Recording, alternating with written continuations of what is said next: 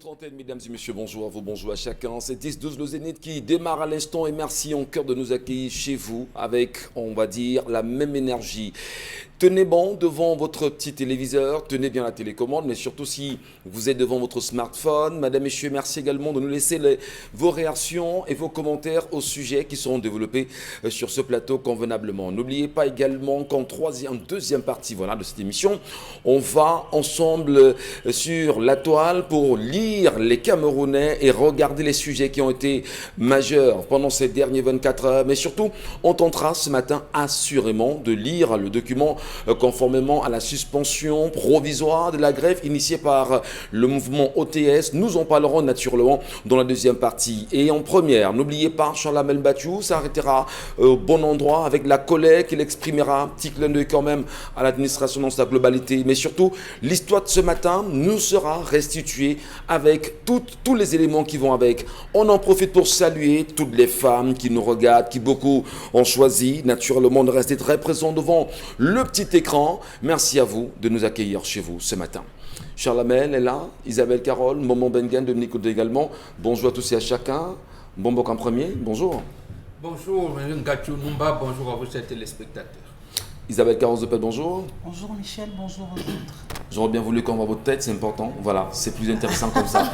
que l'on vous voit comme ça. Et quand je vais commencer à dire bonjour à toute l'équipe nationale, là encore, vous allez commencer à dire si non, c'est bien qu'on vous voit. Hein? C'est bien qu'on vous regarde. Quand on regarde Maman Bengan en on même leur dit temps. bonjour, n'est-ce pas, Michel Ngachou? On dit bonjour à qui? À André Nana? Non, bon, pas ça, André ça la même bonjour. À toute la team, non pas à une seule personne, à toute la team, on leur passe le bonjour et on leur dit combien on tient à eux, on croit à eux vraiment, et c'est vert ou jaune quand ils Un bonjour particulier au président de l'Africa Foot, Samuel Eto'o, qui s'est entraîné avec eux hier. C'est grave. Charles, bonjour. Je salue Rigobert. Vous saluez? Moi, je salue Rigobert. Gars, fuis les réseaux sociaux. Si tu ne veux pas avoir des problèmes, fuis les réseaux sociaux. C'est un capitaine courage. N'est-ce pas? Oui, c'est un capitaine avec tout courage. Ce qui s'est dit. Il a toujours été capitaine André courage. Nana va jouer aujourd'hui? André Nana est aligné. Allez, sois courageux. Dominique Audrey. Il y a un problème avec André Nana. Franchement. J'ai posé la question. Franchement. C'est une question. Non. Ouais, Vous avez salué l'équipe nationale. C'est redondant à la limite. Salue, oui. On commentera la redondance demain. Charles Amel. N'oubliez pas justement que ce plateau soit très compliqué parce que Charles Amel, Isabelle Carole, je ne sais pas comment, Dominique Audrey de temps en temps aussi. Mais bon, là pour vous jouez de la neutralité. Bon, on ne dit jamais rien. Au lieu de dire à Charles Amel qui dérange, bon, on ne dit rien. La combine. Merci. Anyway. Allez, on en profite ce matin pour dire également merci aux millions de téléspectateurs qui nous regardent chaque jour. Merci à vous qui avez pris la peine de nous voter et de faire de cette émission l'émission préférée des Camerounais en 2021. Eh bien, nous y sommes déjà en 2022. On espère, on compte sur vous. On reste téméraire et on souhaiterait en même temps être encore accompagné pour l'année 2022. Merci à Médiatude, merci aux téléspectateurs, merci à vous qui d'ailleurs également avez pris sur vous de me donner la voix ou le prix de l'animateur préféré de l'année. Seulement, le prix n'est pas le mien uniquement. Charles Amel est là, c'est son prix. C'est le prix d'Isabelle Carole, c'est le prix de Bon Bengan, c'est le prix bien sûr de Dominique Audrey, c'est le prix de toute la production. Il faut faire l'argent. Vous voulez l'argent? Mais c'est pas un problème. Il y a l'argent, il y a l'argent, Dominique Audrey. Voilà. Il y a l'argent. Donc merci encore à vous, merci à chacun. Serge Alonto a pris la peine hier de présenter les nombreux prix et les trophées qui sont allés avec dans le programme Equinox Soir. C'était un grand moment en même temps, mais nous aussi, nous prenons la peine de vous remercier véritablement. Merci 1 milliard de fois, merci. Allez, l'histoire ce matin, Dominique Audrey. C'est l'histoire d'une sœur qui est inquiète ou bien aussi désespérée que sa sœur. J'ai ma sœur qui vit avec le père de ses enfants depuis près de 15 ans. Elle est âgée de 32 ans. Son mari est son premier amour. Tout allait bien entre eux avant que son mari ne connaisse une église. Et ma sœur refuse d'aller dans cette église-là. Cette église est très répandue aujourd'hui sur les réseaux sociaux. Son pasteur ou bien cette église a sa propre Bible.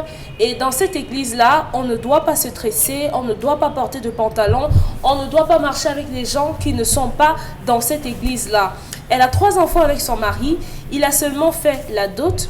Son mari ne veut pas partir de cette église et il la menace de se séparer d'elle. Il a quitté la maison, ça fait quasiment 3 semaines aujourd'hui, en disant que sa femme a un démon et que si jamais elle voudrait qu'il revienne à la maison, elle doit le suivre dans cette église-là. Il a refusé d'être de l'assistance de la famille pour pouvoir gérer le problème en disant que notre famille est pleine de démons, on est tous démoniaques chez nous, donc il ne veut pas avoir de contact avec nous. Ma soeur est allée voir la mère de son époux pour lui dire voilà la situation et tout. Il a dit à sa mère, c'est ma décision, si elle ne me suit pas à l'église pour qu'on puisse la délivrer, jamais plus je ne reviendrai avec elle. Elle fait savoir également que son mari lui a dit que dans cette église-là, on lui a déjà trouvé une femme et que par-dessus le marché, on lui a interdit d'avoir des rapports intimes avec son épouse le samedi. Aujourd'hui, cette femme demande comment est-ce qu'elle pourrait faire pour que son mari rentre à la maison. Est-ce qu'elle doit partir puisque visiblement il est parti également, ou alors comment elle va faire pour pouvoir gérer cette situation? Ou est-ce qu'elle va poser la question au pasteur directement, entre autres? J'aime le nœud de votre foule là ce matin. Ça rassure. Hein. Ça rassure. En même temps, il y a des téléspectateurs qui, lorsque vous parlez, nous regardent votre foule.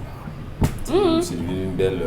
Je ne sais pas, peut-être demain je vous demanderai de l'enlever peut-être parce que là, les gens arrêtent de regarder le foulard au moment où on aura l'histoire. C'est mon totem. Et c'est compliqué. Hein. C'est mon totem. Voilà. Y a-t-il des hommes parmi vous ce matin qui ont choisi de rentrer dans l'église désormais?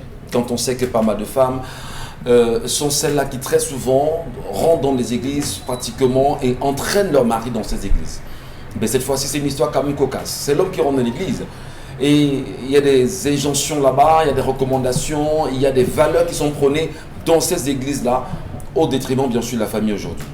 L'homme a choisi d'y aller, ne pourra plus faire l'amour avec sa femme le samedi, demande même déjà au divorce si sa femme ne rentre pas ou ne la suit pas dans son église aujourd'hui. Eh bien, on va peut-être parler du schisme ou les divisions que l'église rapporte et ramène encore chez nous aujourd'hui. Les voix du Seigneur sont insondables. Voilà. Bon Bengal. On a envie de comprendre. Quand vous écoutez cette femme, bon Bengal, on n'est pas là pour faire le procès de l'église en premier, mais on veut comprendre qu'est-ce qui peut amener un homme à se dire je suis les recommandations d'une église, je considère ma femme comme une sorcière, comme une dangereuse. Est-ce qu'au final, il y a un lavage de cerveau qui est beaucoup plus répandu que la parole, la vraie, dit-on? Dominique va me censurer. Non, je me limite à dire que les voix du Seigneur sont insondables. Maman accepte. Si vous ne faites pas ça samedi, qu'est-ce qui va se passer? Vous allez faire dimanche ou lundi. Bon. Comme ça permet à votre mari d'aller au ciel. Et toi aussi, tu vas te récupérer. Parce que tu auras participé à l'équilibre du couple. Si 7 jours samedi seulement, c'est pas tuant. Voilà. Vous êtes sûr que les 6 autres jours, il est là. Le problème est où vous participez à l'équilibre de la maison. Voilà, c'est ça, non? C'est ce qu'on dit là-bas. Une semaine avant qu'il ne meure, Jésus avait dit quoi? Soyez un, comme le Père et moi, nous sommes un. Voilà. Maintenant, les gens ne veulent pas être un. Vous nous mettez. Non. De manière plus sérieuse, les églises abrahamiques n'ont pour seule vocation que les divisions. Il faut le savoir comme ça. Il faut le savoir. Les divisions. Heurté, hein. Comment? Vous allez les heurter ce matin. Non, il n'y a pas de heurter. C'est ça qui existe. C'est ça qui existe. Et justement, lorsqu'on refuse cette réalité-là, on se met dans les bagarres et on se met dans les guerres. Et c'est pour ça que ces églises-là sont dans les guerres. Il faut comprendre que c'est comme ça. L'islam est né comment? Parce que le christianisme était né. Un siècle après, ces réfugiés ils vont créer. À Médine, on vous dit que Mahomet est allé, il a créé. Et après, la division. Lorsque l'église catholique même veut rester à Rome, vous rappelez l'histoire nous rappelle comment les bagarres entre l'église chrétienne et Rome à l'époque, ça a toujours été comme ça. Parce que, en fait, les églises abrahamiques, bon, chrétiennes ici, il y en a combien? Jésus a dit soyons un, mais ils sont 1000 aujourd'hui. Ils sont 1000. Pourquoi? C'est là, il y a eu un modus vivendi. On vous dit, l'état du Vatican dans l'état de Rome. Il y a d'abord eu la guerre, pourquoi on en arrive là? La naissance même du protestantisme, c'était comment? C'est ça. Alors, est-ce que l'inquisition vous voulez de façon empirique? Je vais dire ceci que signifier les divisions dans l'Église, dans sa globalité, afin de revoir ces divisions au sein des familles. C'est ça? Absolument, absolument. C'est-à-dire, lorsque quelqu'un est né de nouveau, il considère que la vie d'avant n'est plus considérée. Donc, vous tous, vous êtes obligés de suivre. Ça aurait été le même cas si c'est madame, donc je ne condamne pas l'homme, hein, pas du tout. Ça aurait été la même chose si c'est madame qui était née de nouveau. On aurait eu les mêmes configurations. D'abord, nos familles sont disloquées comme ça. Ce pays a connu les mêmes divisions. Moi, je suis à Sakbaïmi, village, mais il y a eu même des chansons j'allais dire, de provocation. Un village qui a été évangélisé protestant. Alors que Saint-André, pour moi, a été évangélisé catholique romaine. Les gens quittent, ils font 30 km parce qu'ils ne veulent pas que les enfants soient enseignés dans des écoles protestantes et vice-versa. Et vice-versa, les familles se sont disloquées comme ça. Lorsqu'en fait est venu le témoin de Jéhovah, c'était encore beaucoup plus virulent.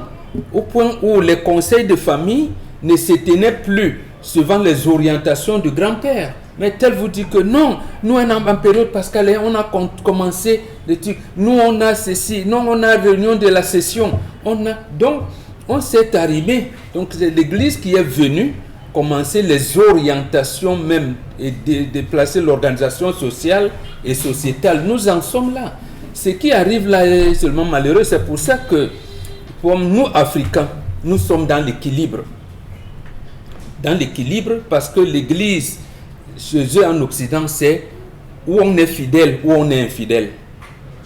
On est croyant, on est incroyant. On est circoncis, on est incirconcis. Ils ne sont pas dans la logique où on peut se dire que s'il y a ceci, il peut aussi y avoir autre chose. Et c'est ça le cerveau de l'Africain. Et c'est ce cerveau qui est hospitalier, qui a accueilli les autres, notamment sur le plan religieux. Donc, ma fille supporte. Si c'est seulement samedi, si c'est ça qui semble être le bon, vous allez... Pas seulement samedi. Elle mentionne aussi qu'elle n'a pas le droit de porter des pantalons, elle n'a pas le droit de se coiffer, et ils ont une Bible particulière à eux là-bas. Voilà, je ne sais pas, mais commencez à vous arrimer. Les voies du Seigneur sont insondables. Donc, essayez la définition.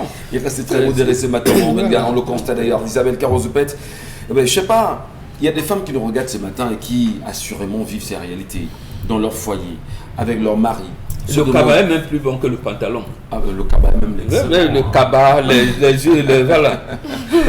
Allez, justement Isabelle, des femmes nous regardent ce matin, qu'est-ce qu'on leur dit en se basant sur l'histoire que celle-ci nous ramène ce matin, va-t-on dire qu'il y a des femmes qui vivent le martyre dans leur vie, dans leur famille, dans leur couple, parce que monsieur leur impose des choses venant des églises et qui ne concordent pas avec l'esprit de la famille africaine aujourd'hui?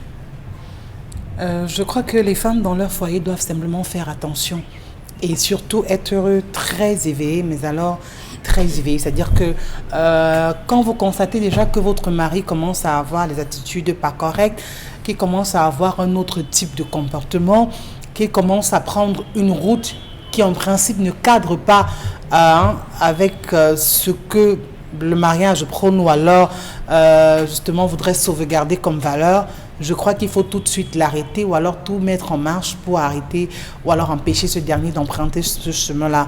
Ça veut dire que si vous êtes dans l'incapacité de le faire, alors vous faites appel à sa famille, à ses parents précisément. Dans l'histoire, je n'ai pas peut-être écouté il a dit à sa mère que sa décision est prise. Il ne veut rien entendre. À sa propre mère. Mais je crois que là, ça devient très compliqué parce que... Est-ce qu'on l'a perdu cet homme On ne l'a pas perdu. Je crois qu'il y a encore des possibilités de pouvoir le sauver parce qu'en réalité, l'Église prône l'amour et ne saurait venir encore parler de division. C'est-à-dire que vous ne pouvez pas être dans votre foyer et on vous dit non. Mais les divisions sont permanentes aussi, Isabelle Caron. Elles sont permanentes, elles sont connues, elles sont quasiment présentes. Oui, mais l'Église ne prône pas ça. Oui, mais l'Église ne prône pas, mais les divisions sont perceptibles. Elles sont perceptibles, mais l'Église ne vous dit pas ça. Qu'il faut toujours être en désaccord, il faut toujours qu'il y ait des séismes partout, il faut toujours qu'il y ait des crashs, il faut toujours qu'il y ait des tensions. Oh que non. L'Église enseigne plutôt l'amour. Non, l'Église n'enseigne pas l'amour. Je crois le procès de l'Église ce matin. Je crois. Mais non, c'est la dame, c'est l'attitude. Je crois. Je peux vous citer les mariages où personne était protestant veut épouser une fille catholique, on dit que zéro, vous ne vous mariez pas. Oui. Même si le juge a un peu évolué, il y a beaucoup de changements. C'est l'évolution. Ça a changé. Et quand les musulmans, les chrétiens, alors n'en parlons pas. Donc, oh, c'est des frères. Allez, allons-y Isabelle. Simplement pour dire à la dame qu'elle fasse tout pour que son mari sorte de là, parce qu'en réalité, il ne s'agit pas d'une église. Je dirais peut-être qu'il s'agit de tout sauf d'une église en réalité, parce que ce que le monsieur est en train de venir avec dans son domicile et tout n'a rien à voir avec les valeurs que doit-elle faire concrètement l'église. Qu'elle doit faire vraiment, si elle peut déjà empêcher cet homme, ce sera un peu très compliqué aussi d'aller ou alors de continuer à aller dans cet endroit, dans ce lieu qu'il qualifie d'église. Si elle peut déjà l'empêcher d'y aller, ce serait une bonne chose. Entamer des conversations sérieuses avec lui, essayer de voir autour d'elle... C'est une question d'esprit, c'est la foi, c'est ce que le cœur voit. A-t-elle justement les arguments nécessaires pour déconstruire ce qu'il visionne, ce qu'il a accepté comme valeur venant de cette église qui lui a été, dans laquelle il se retrouve aujourd'hui? Quel type d'argument? Quand on sait que les pasteurs sont quelquefois très puissants, lorsqu'il faut faire des prédications désorientées, détournées. Michel Gachou, tout flatteur vit aux dépens de celui qui l'écoute. Alors, tout ce que ces pasteurs disent et font, ces bonbons pasteurs, je préfère dire comme ça, c'est parce qu'il y a des personnes qui les écoutent, parce qu'il y a des personnes qui font ce qu'ils veulent, ou alors ce que ces derniers recommandent. Mais en réalité, quand vous regardez dans le fond, vous vous rendez compte que ce n'est pas ça. Comment est-ce qu'on peut dire, non, on a dit dans mon église qu'il y a les jours où on se touchera, il y a les jours où on ne se touchera pas, si tu ne me suis pas, on ne pourra plus continuer cette relation. Et il y a des relations où l'un va dans telle église et l'autre dans une autre église. C'est-à-dire que des obédiences religieuses différentes, mais en aucun moment ça n'impacte dans leur relation. C'est-à-dire que chacun respecte ce choix-là, suit ce couloir-là, sans vraiment heurter l'autre et reste dans une maison plutôt paisible. Ouais. Moi, je vais le dire ainsi. Ce qu'elle doit faire, empêcher son mari de continuer à se rendre dans cette église.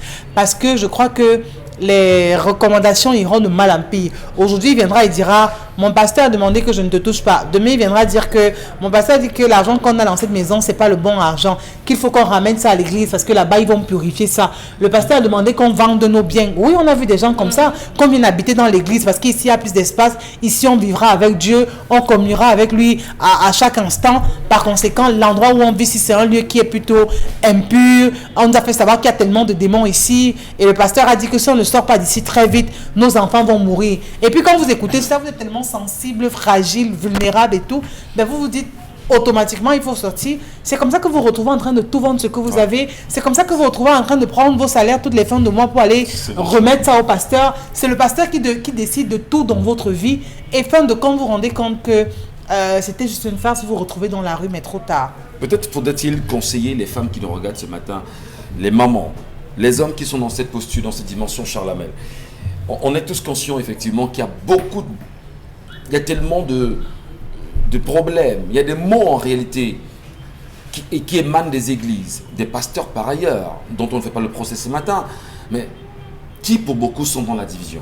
Quand vous écoutez une histoire comme celle-ci, M. Mbattu Charles Hamel, et les plaintes de cette femme, une église qui a sa propre Bible, une église dans laquelle on dit à l'homme, vous ne touchez pas votre femme le samedi, je juge n'importe quoi, madame, vous ne vous tressez pas, vous ne mettez pas de pantalon, vous ne faites pas ci, vous ne faites pas ça. Oui, mais que lui dites-vous, Charles Hamel, celle qui vous regarde ce matin, celle avec S d'ailleurs? Qu'elle ramasse ses affaires et qu'elle s'en aille. Mais là, vous divisez davantage, la chère. Oui, qu'elle ramasse ses affaires et qu'elle s'en aille. Elle n'a rien à faire là. Ce monsieur est sous l'emprise d'un gourou qui est son pasteur. Dieu n'est pas dans les églises de réveil. Je le dis, mais Dieu n'est pas dans les églises de réveil. Même dans les églises. Je dis, Dieu n'y est pas. Il y a 4 éléments fondamentaux qui le démontrent. Premier élément, la déstabilisation mentale. Tous ceux qui sont dans ces églises sont déstabilisés. C'est de déstabiliser mentalement, monsieur Michel Gachou. Ils vous diront le contraire, que c'est vous qui Je vous dis, ils ne voient pas. Ils ne voient pas. Ils ne voient pas. Quelqu'un qui est inaptisé va te dire qu'il cause avec Jésus. Parce que quand il voit ces cercles, comme ça, il dit, il ne voit rien, monsieur Gachou. Regardez l'histoire de tous ces pasteurs. Je marchais dans la rue, lorsque j'ai été frappé par l'Esprit de Dieu, bam, je suis tombé. Jésus m'a parlé. Dieu m'a parlé. Dites Amen. Tout le monde dit Amen. Amen. J'ai voulu résister. Si tu aimes ton frère, dis à ton frère, Jésus te parle. Qui est Jésus? C'est lui le pasteur, monsieur. Vous êtes un pasteur. Mais oui. Deuxième chose, l'exigence financière. Tous ceux qui sont dans les églises sont tenus par l'argent. Il faut payer ceci, payer cela, organiser ceci, nourrir le pasteur, habiller le pasteur, acheter la voiture du pasteur, faire ceci. Tout le temps, je les vois. Les cotisations pour les pasteurs, il n'y a pas de Dieu là-bas. Les pasteurs détiennent les carnets, les chèques de beaucoup de fidèles dans les églises. Oui, monsieur Michel Gacho. Apparemment, c'est le testament de Dieu, Inch'Allah. Non, je n'ai pas, je me oppose le testament de Dieu dit là-bas que les Lévites vont manger au temple. Voilà. Donc, Pire. Lévite, Troisième élément, rupture absolue avec l'environnement d'origine du chrétien, du converti. Voici les signes qui accompagneront ceux qui auront cru. Ils seront persécutés par les parents. Ton père te dit quoi à la maison? Sors des églises, ton père te persécute. La Bible est claire, dites Amen. Amen. Amen. Vous avez transformé le plateau en Mais église. oui, monsieur Michel Gachou. Quatrième point. Pasteur Charles Amen. Quatrième point. Atteinte à l'intégrité physique. Touche pas ta femme. Bois pas l'eau le lundi.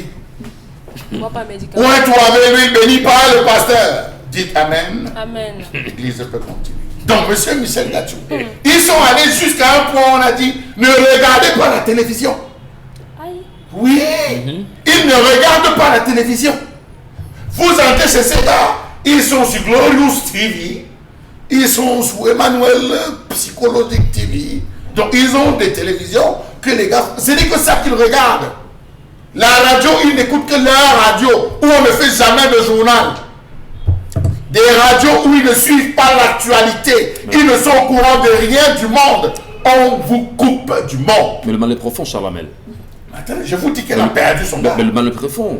Vous avez dans des gars qui Si utilisent... on est dans une église au point de ne pas pouvoir s'informer, Oui. ne pas prendre la température de l'évolution du monde, Sortez du monde, en fait. Je dis, ils quittent le monde. Ce monde-là ne vous a pas. Ils sortent du monde littéralement. Je vais interpeller n'importe quel chrétien. Vous lui dites que qu'est-ce qui s'est passé, qu'est-ce qu'on a dit avec Inox. Même au tentant national, posez la question. Il va vous dire, mon frère, je suis sorti du monde. Mon pasteur a dit, on ne conjugue qu'avec le nom du gourou, le pasteur.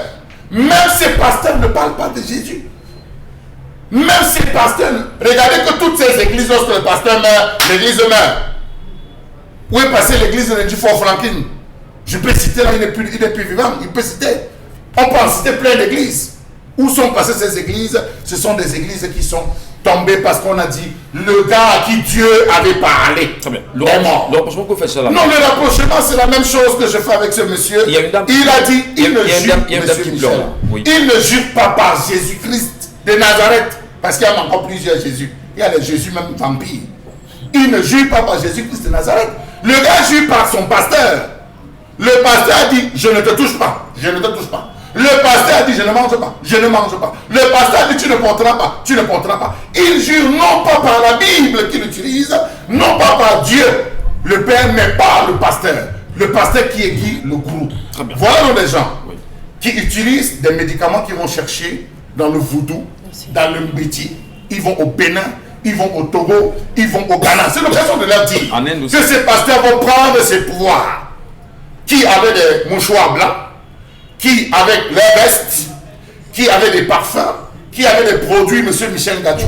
Quand vous voyez dire la main de Dieu, il va passer des moments à l'eau. Fou, vous voyez les gens tombent. Il prend la veste, c'est des pouvoirs qu'ils vont prendre. D'autres vont chercher ces pouvoirs dans l'eau pour avoir de l'incidence. Mais comme les Africains mus par la pauvreté, les Africains sont pauvres mentalement, pauvres physiquement, ces Africains. Pas physiquement. Non, je dis pas physiquement, souffrez que je le dise.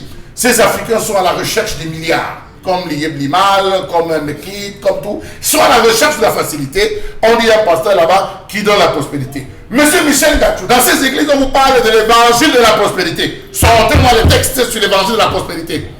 Il nous regarde.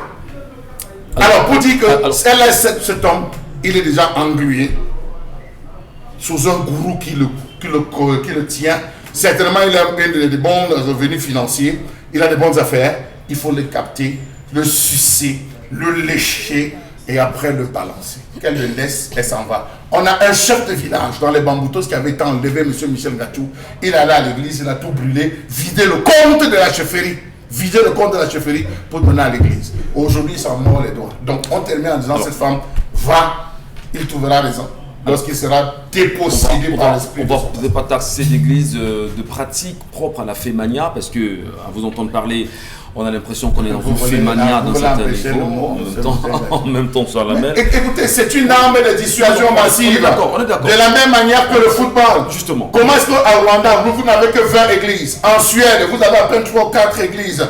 Est-ce que la manière avec laquelle les Africains rentrent dans l'église aujourd'hui, c'est la même chose en Europe? Pas du tout. Posez-vous la question, demandez même à un Européen qui est Jésus, il va vous dire s'il connaît Jésus. On va prendre l'avis de Dominique Audrey là-dessus. Nous n'avons même pas une planète qui s'appelle Jésus, Marie, Joseph. Pas encore. On a Jupiter, Mars, on a Vénus. Vénus, vous connaissez qui était Vénus? Allez regarder dans votre qui était Vénus. On n'a aucune planète.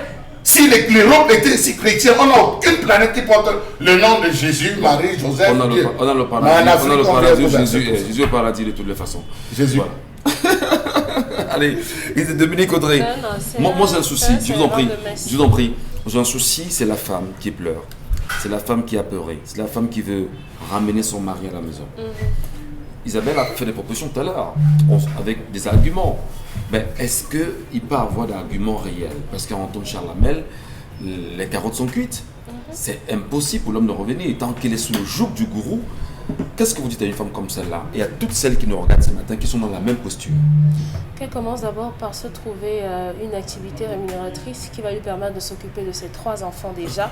Je crois que commencer à sortir, voir du monde, être en contact avec l'extérieur, ça va être un expiatoire pour le stress qu'elle peut vivre en ce moment.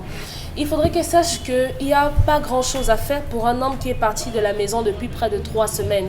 Elle ne sait même pas où son mari vit. Certainement, il s'est déjà installé à l'église, ou bien.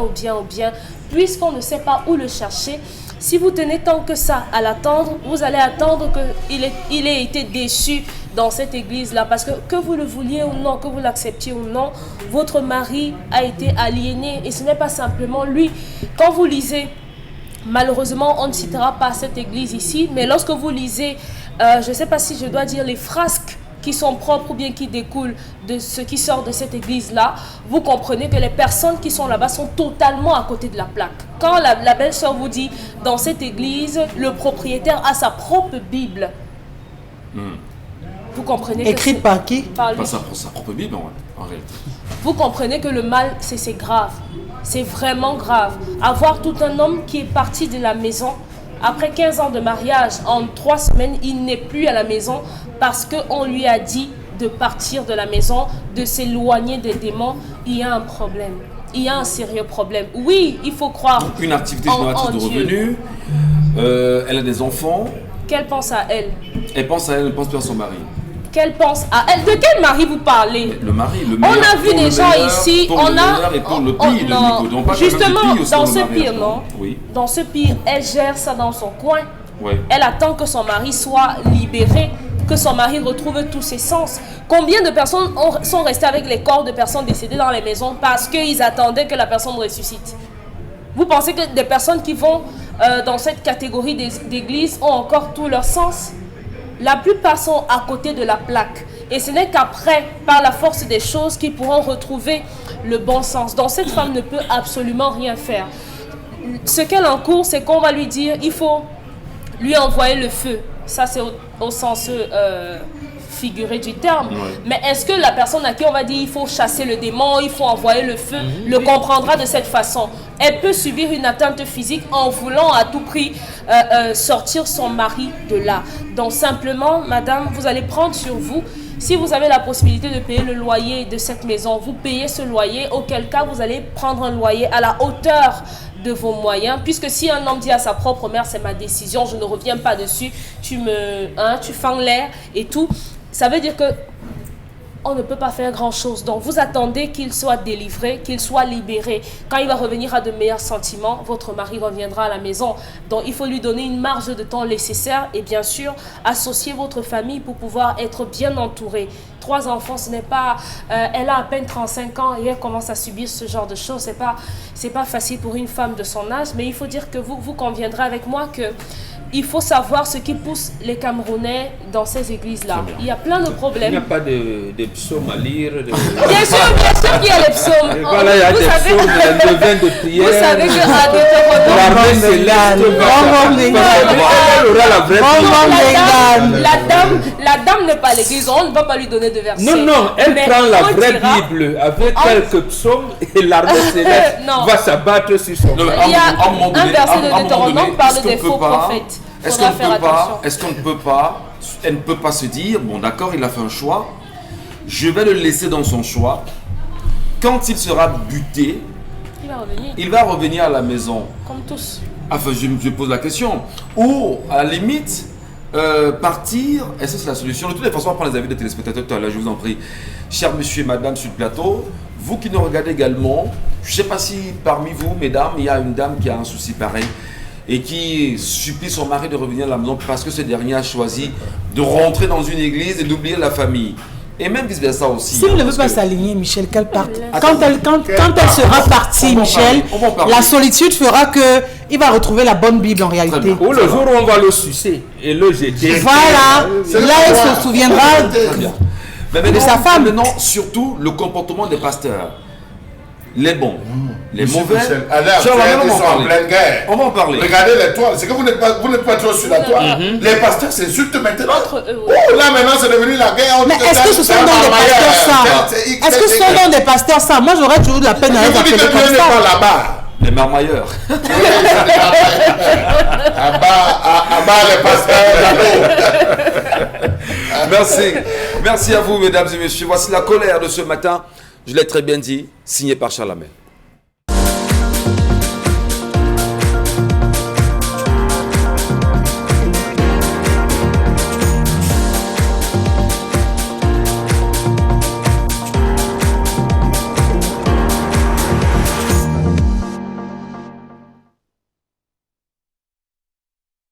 Ce jour, sur la question de la suprématie de la bureaucratie à la fonction publique dans ce pays. Les événements de ces dernières semaines nous ont démontré que le Cameroun souffre d'un problème réel, la bureaucratie. Comment comprendre cette bureaucratie qui tue la fonction publique dans ce pays? Comment comprendre cette course effrénée que nous avons pour la bureaucratie? Oui. Pourquoi est-il difficile pour le chef de l'État, pour le Premier ministre, de réformer la bureaucratie? Simplement parce qu'il faut utiliser la bureaucratie pour discipliner la bureaucratie dans ce sens ou dans le sens qu'elle ne veut pas. Comment comprendre que tous les efforts menés par certains premiers ministres pour réformer la bureaucratie se sont avérés nuls et nul effet parce que tout le monde veut le matricule. On a formaté les têtes des Camerounais au matricule. Comment comprendre que pour 20 places recherchées dans un concours, il y a 100 000 candidats? La fonction publique est depuis des années une mafia. Dans tout le processus, du recrutement à la retraite, tout est bureaucratie. Les agents publics font de plus en plus état de leurs faibles revenus, qui satisfait à peine leurs besoins élémentaires, pour justifier les attitudes discourtoises et empreintes de désinvolture qu'ils affichent à l'accueil de l'usager, mais aussi les actes de corruption dont ils se rendent coupables. La preuve, il y a quelques jours, le ministre de la fonction publique, au lieu de radier littéralement un fonctionnaire qui se serait rendu coupable d'actes de corruption et de marchandage de services, l'a plutôt suspendu pour quelques mois. Encore la bureaucratie. L'État continuant d'être considéré comme une vache à lait. Chacun estime être en droit de tirer les avantages de toute nature liés au poste où il se trouve.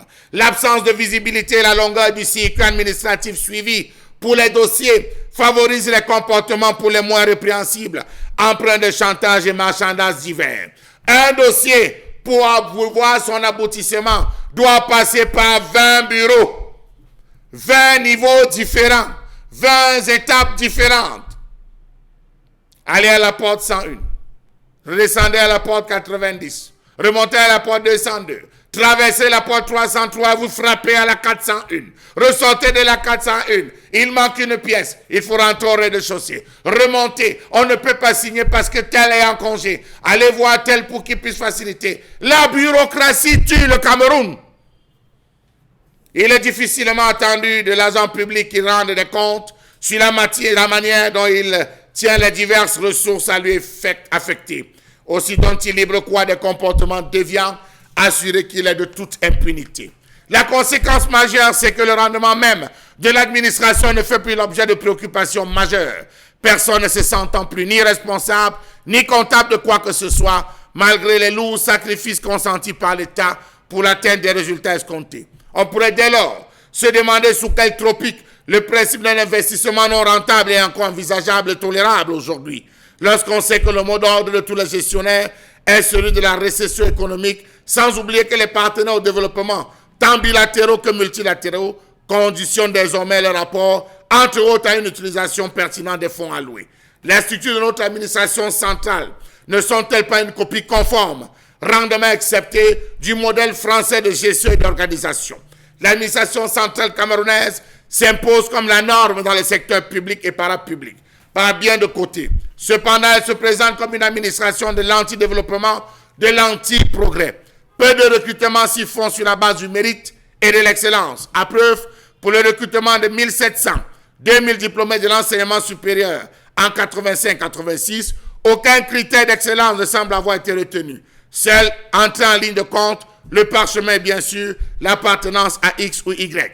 Il en va de même de personnel, dont le recrutement relève de la compétence des ministres, secrétaires généraux et autres directeurs. Les élus sont généralement les alliés objectifs, famille immédiate, village, clan ou amis des recruteurs. Même lorsque les places sont mises en jeu dans le cadre d'un concours du recrutement aux mêmes professionnels, on va le dire encore, c'est les X et les Y qui officiellement jouent des rôles déterminants dans la sélection des élus, bâclant de fait le principe de la compétence et ouvrant le fait à la bureaucratie. Comment comprendre le fait pour les membres des partis politiques de traiter encore l'administration politique comme leur propriété? Le grade appartient aux fonctionnaires, la fonction, elle, appartient à l'État. Seuls les princes n'ayant savent pourquoi ils nomment ou maintiennent tel ou tel individu, pourtant célèbre pour son incurie à tel ou tel poste. Combien de fois il y a eu une clameur sociale par rapport à la nomination d'un X ou un Y, partant du principe que 1, il n'a pas les diplômes requis, 2, il n'a pas les compétences, et par 3, ce sera un service bâclé. Conséquence, on se retrouve avec des personnes nommées, affectées à des postes, qui à la fin, à la départ, n'ont signé aucun diplôme, n'ont signé aucun document, n'ont rien compris à l'affaire, sinon que se charger les poches. Savez-vous que l'administration camerounaise est au service des intérêts personnels et partisans des élus? Les bureaucrates à l'emploi du gouvernement obéissent à une forme d'autorité impersonnelle et abstraite.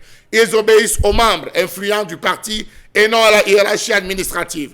Raison pour laquelle, à plusieurs regards, on s'est rendu compte que le Premier ministre semble être absent, mieux transparent dans ce pays. Ils n'obéissent pas aux institutions, mais aux membres du lobbying. Notre bureaucratie est constituée des corps de métier, autrement dit, des techniciens qui vont vous rappeler comment fonctionnent les disciplines scientifiques que vous ne connaissez pas.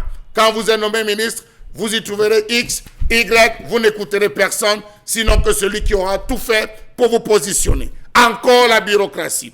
Tant que les gens paieront pour entrer dans la fonction publique, le fonctionnaire sera toujours maltraité. Quand on se retrouve à gérer 350 000 personnes éparpillées dans la République avec un seul centre et une seule autorité décisionnelle, c'est totalement ingérable. Le suivi des carrières individuelles, l'évaluation des capacités réelles, l'établissement des sanctions, l'identification des goulots d'étranglement restent impossibles. Les agents publics s'épuisent à travers leur dossier de carrière au cours d'un immeuble ou d'un interminable processus particulièrement lourd et paperassier. Comment comprendre que tout soit procédé dans ce pays? On va à 10 portes pour résoudre un problème qu'une seule personne détient avec un stylo. Comment n'ont-ils pas compris que la bureaucratie tue la productivité dans une république en construction? Tant que le régime en place pensera que la solution pour l'emploi se trouve dans la fonction publique, il n'y aura pas de meilleur rendement. tant que les gens paieront pour voir le dossier traité rapidement, il y aura toujours lenteur administrative orchestrée par d'autres fonctionnaires qui ont dû payer pour se faire affecter au ministère afin de brouter lors du traitement des dossiers. La bureaucratie a toujours les moyens de bloquer n'importe quelle réforme. Sa puissance opérationnelle est supérieure à celle du chef de l'État et le pays marche comme elle veut. Bien sûr, on va le dire, on peut tout changer, mais au finish, on se rend compte que la bureaucratie tient toujours tout. Parfois, il est appelé, on interpelle certains cadres sur le non-traitement d'un dossier. Messieurs, c'est encore au courrier. Non, ce n'est pas au courrier, c'est à la cellule informatique. Ce n'est pas à la cellule informatique, non, c'est sur le DRH. Ce n'est pas sur le DRH, c'est chez le directeur. Voilà comment on torpille un dossier à cause de la bureaucratie. Un ministre ne peut rien faire. Quand la bureaucratie n'est pas d'accord avec lui, elle va saboter les dossiers, bloquer son action et entraîner son éviction. Et chaque fois que l'un de s'est attaqué à la bureaucratie de son ministère, il est tombé et les bureaucrates sont restés plus triomphants que jamais. Raison pour laquelle on se rend compte que les piètres mots qui accompagnent la société notamment, qui devrait accompagner la fonction publique, ont été vos hégémonies, efficacité, efficience, pertinence, durabilité et impact. Il a fallu que les enseignants se lèvent pour qu'on voie les dossiers d'intégration, actes de carrière, sortie des soutenants des ministères, emballés, jetés, moisis, pour comprendre qu'il n'y a jamais eu personne pour traiter ce type de dossier, parce que la bureaucratie, elle s'intéresse à l'argent, au combo, plus qu'à tout. Merci, cher Lamel Bachou, merci infiniment. On va bien évidemment tenter une autre façon de mieux rayon parler. Eh bien, cher Lamel a mis, on va dire, le pied dans la fourmilière. On salue naturellement ces fonctionnaires qui nous regardent aujourd'hui. On parle en espérant que le tout premier citoyen camerounais, puisqu'il est premier en tout, nous regarde en même temps, le chef de l'État. On espère au moins que lorsqu'on parle de la bureaucratie aujourd'hui, on n'a pas le sentiment, c'est un fait pensé.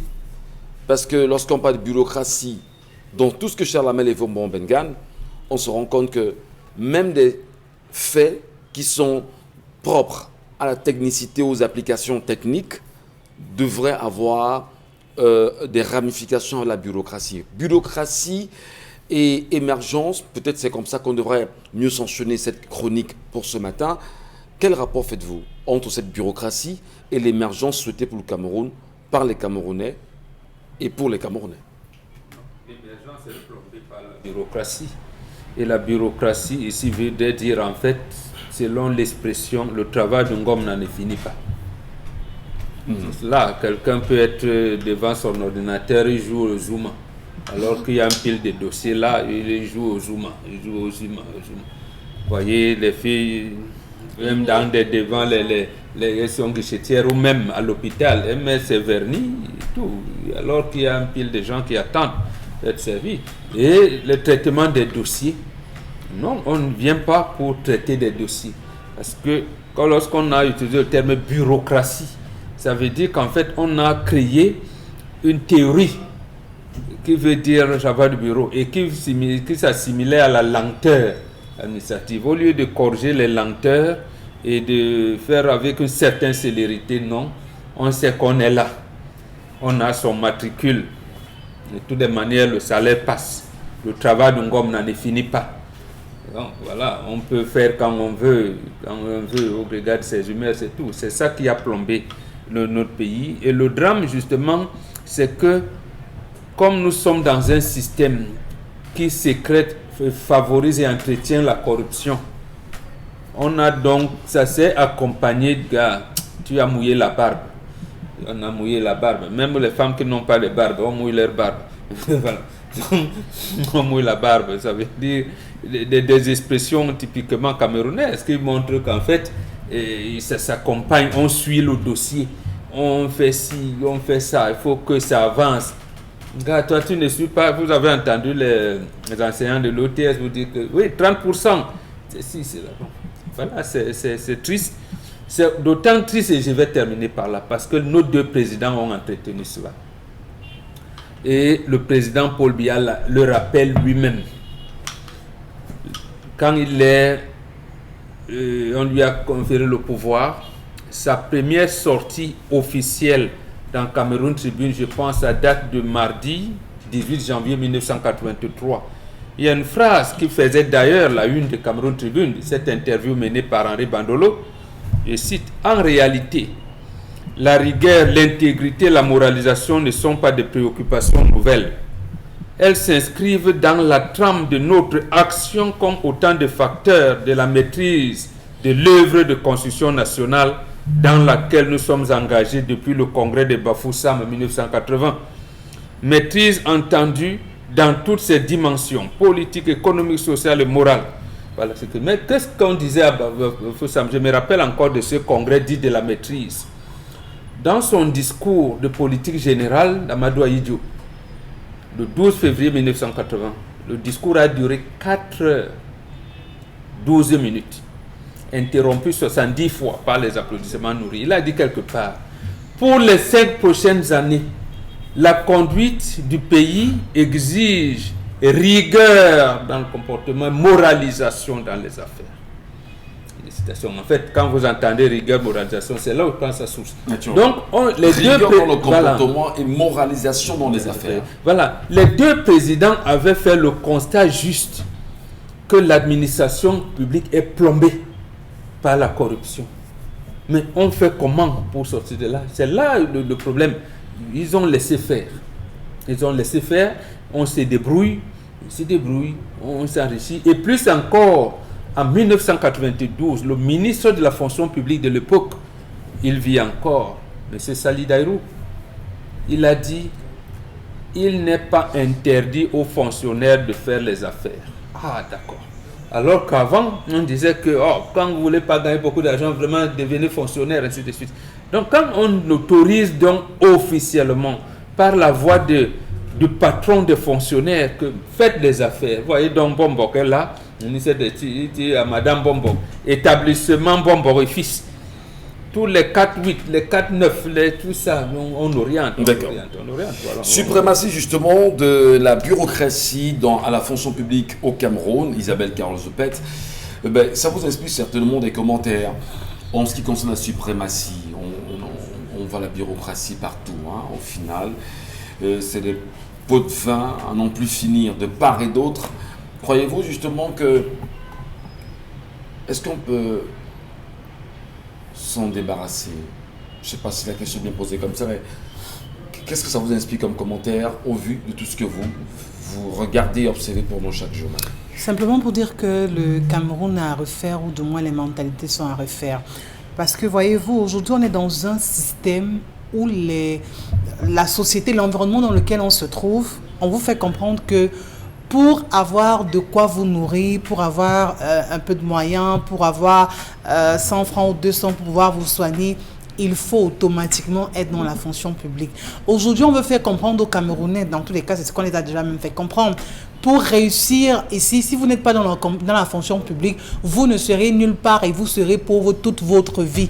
Par conséquent, tout le monde se lance à corps perdu dans des recherches effrénées, tous les réseaux possibles pour entrer dans cette fonction publique et avoir ce fameux matricule qui, pour eux, garantit vraiment ce souffle de vie ou du moins les moyens pour pouvoir entretenir cette vie. Et on ne peut pas être contre ces personnes parce qu'en réalité, ce qu'il faut dire, c'est que rien n'est mis en marche pour prouver le contraire. C'est de ça qu'il s'agit. Aujourd'hui, tellement de personnes évoluent dans l'informel. Vraiment, je vais dire que ce n'est pas de leur gré parce qu'en même temps, ils sont tellement associés là-dedans. Vous les voyez par-ci, vous les voyez par-là. Je veux dire que ce n'est pas réglementé. Il n'y a pas un minimum d'encadrement de la part de ceux qui devraient pouvoir le faire. On laisse penser que l'Eldorado se trouve dans la fonction publique. Est-ce qu'on est donc capable de pouvoir recruter tous les Camerounais dans la fonction publique? Est-ce que tous les Camerounais pourront avoir un matricule? Est-ce que c'est faisable? Est-ce que c'est pensable? Par conséquent, ceux qui ont donc le mérite d'avoir ce matricule ne l'ont plus, et ceux qui ont les moyens d'avoir ce matricule l'ont. Donc aujourd'hui, la compétence... Le mérite, les moyens sont à la fois appartenir au parti. Le matricule aujourd'hui appartient à ceux qui ont les moyens. Ceux qui ont les moyens, c'est ceux qui ont la force d'entamer, de toucher les réseaux, de financer. Vous qui avez le mérite, qui êtes capable de pouvoir gérer ces dossiers, gérer une situation, gérer convenablement votre poste, vous êtes mis à l'écart. Et là vous vous retrouvez où? L'émergence est plombée ici. L'émergence est plombée. Bonjour la corruption, bonjour la catastrophe. Les départs en retraite également c'est bafoué. Une fois qu'on a pu avoir son matricule, qu'on a pu avoir un poste quelque part, on va rester là coûte que vaille et on vous dira ce n'est que la mort qui m'enlèvera de ce siège. Moralité, je veux dire rigueur dans la gestion et moralité dans les affaires au Cameroun. Vous y croyez? Est-ce que pour vous ça a été acté au moins une fois? Lorsque vous faites un schéma comme celui-là, vous croyez que c'est possible vraiment, même après vous, même après ces générations-ci? C'est dur. Ce sera très dur. Le combat sera très long. Vraiment, ça, il faut le reconnaître. Parce qu'aujourd'hui, déjà, c'est une utopie. Demain, est-ce que ce sera autre chose? Peut-être qu'on ne sera pas là pour peut-être faire cette appréciation-là, mais dans tous les cas, ce sera très compliqué aussi. Donc, pour beaucoup, rentrer dans la fonction publique, à vous entendre, c'est aller chercher de l'argent, c'est aller justement s'enrichir rapidement. Et pour le faire, il n'y a pas de méthode. Corruption et vol. Corruption. Et là, allez même encore voir les niveaux de corruption. Parce qu'il y en a qui vous diront, ils ont même tenté, ils ont même corrompu, ils ont même donné de l'argent, ils ont monnaie et tout. Mais ils n'ont pas pu avoir ce matricule. Ça veut donc dire que même pour corrompre, il faut avoir encore la grâce d'être sur le bon réseau. Ou alors d'avoir les personnes de bonne foi en face. Sinon, si ce n'était qu'une affaire où on vous dit apportez 1 million et vous aurez un matricule, je crois que tout le monde aurait versé là-dedans aussi. Non, le bon réseau, c'est ceux qui ont le pouvoir de l'article 2. C'est-à-dire qui ont un type de nomination, un niveau. Lorsqu'on vous nomme, on dit l'article 2. L'intéressé aura droit aux avantages de toute nature prévus par la réglementation en vigueur. Mais on l'a élargi tellement, oui. Il faut supprimer cet article 2 là. Il faut le supprimer. Ah, c'est 6 mois. Pas le supprimer, mais faire bon usage. Faire bon usage. Parce qu'en réalité, on veut déjà faire comme si avantage de toute nature, on voit au fait que c'est une obligation pour celui qui arrive de vous laisser une enveloppe. Nous parlerons bien évidemment dans 5 petites minutes, mesdames et messieurs, du comportement de l'administration, du comportement des bureaucrates aujourd'hui, mais surtout d'une émergence plombée dans la deuxième partie.